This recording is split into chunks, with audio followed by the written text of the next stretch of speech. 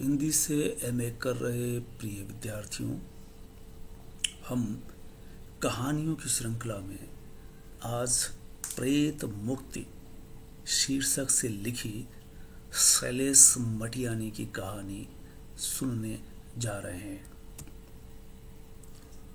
कहानी प्रेत मुक्ति, कहानीकार शैलेश मटियानी।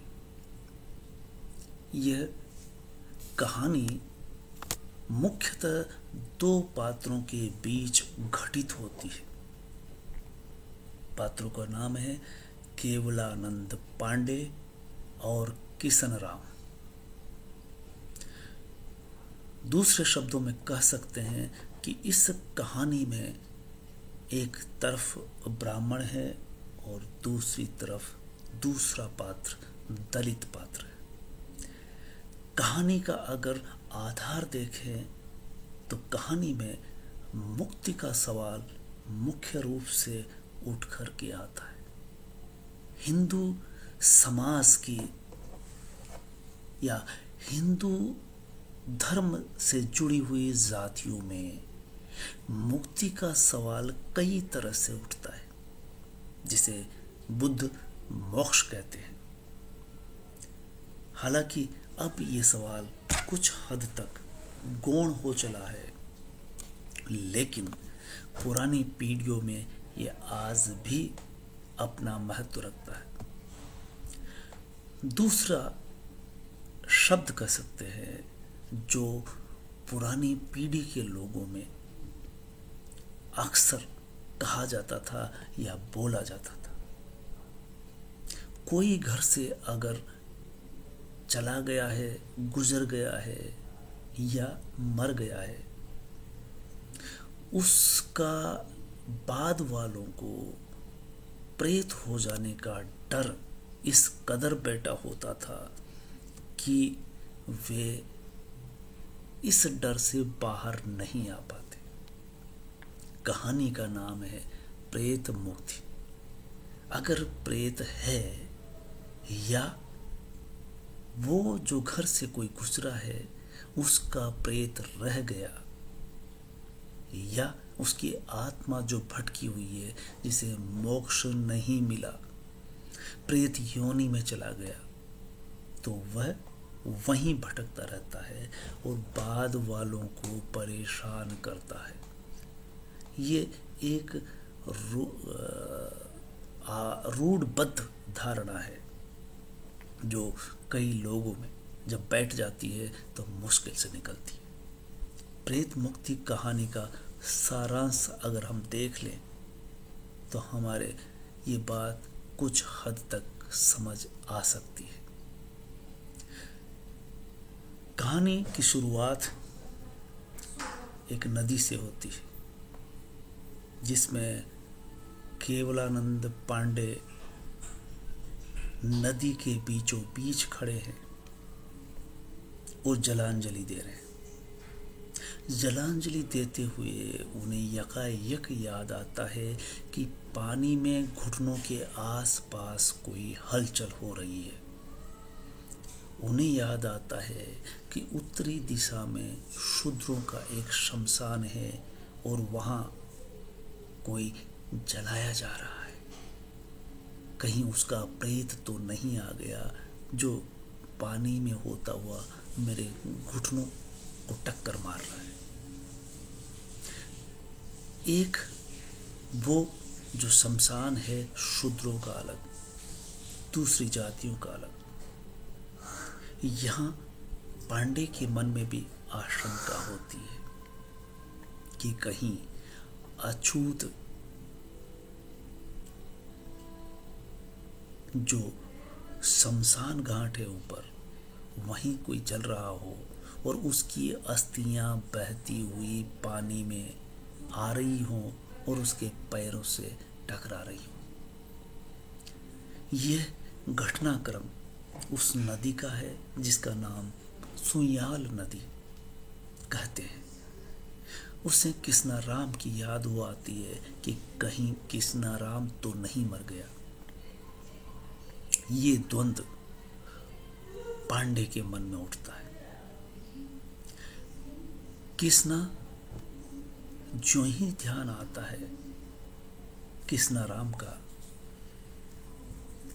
कहानी का आरंभ पुनः कृष्णा राम से होता है और स्मृति में पांडे कृष्णा राम को याद करता है कि वह देखने में बूढ़ा लगता है, जबकि वो 2-3 साल ही उससे अधिक रहा होगा। उसे याद आता है कि कृष्णा राम किस तरह से संघर्ष करता है।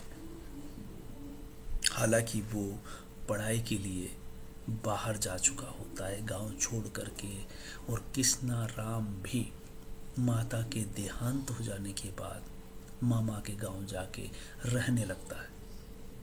दोनों ही इस तरह से गांव छोड़ के बाहर चले जाते हैं। अक्सर कृष्णा राम पांडे जिसे शास्त्र कहता है वो शास्त्र बोलता है और कुछ शास्त्रों को लेकर के सवाल करता है।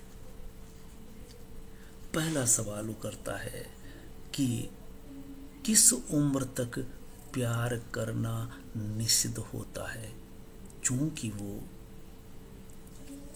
उसकी बालपन में शादी हो जाती है और जो बहू आई है उसकी उम्र काफी कम है। वो उसे परिचय कराता है कि ये मेरी पत्नी है।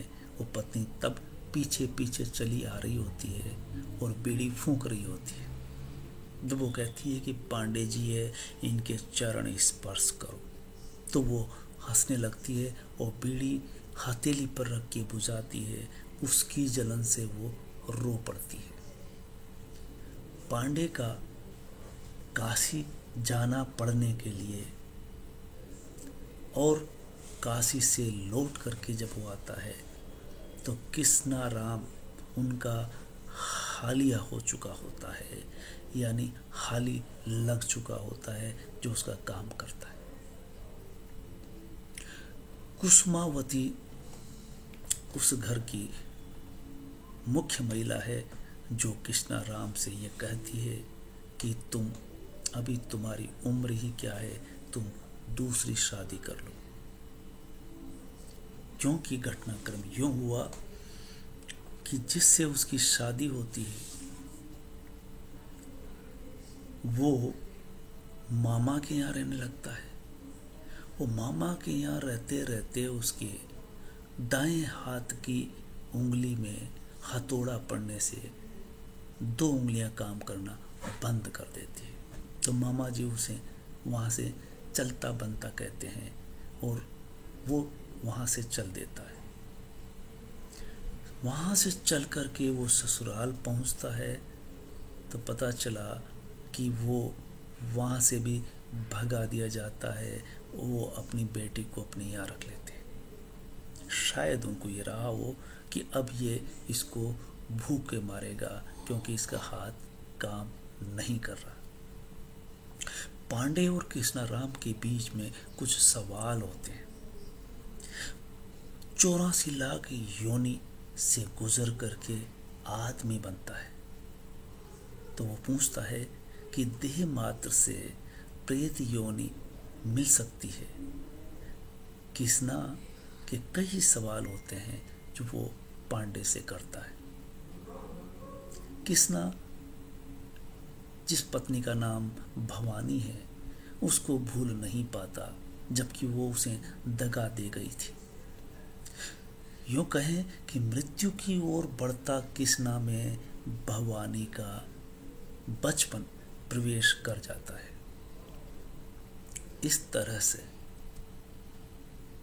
कहानी प्रेत मुक्ति हम पढ़ सकते हैं, समझ सकते हैं।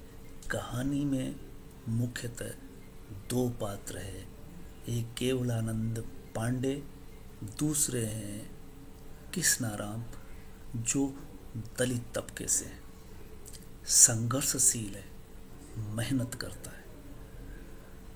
न जाने क्यों उसे प्रेत योनि सताने लगती है, कहीं वो प्रेत न बन जाए और पत्नी को न सताने लगे। धन्यवाद।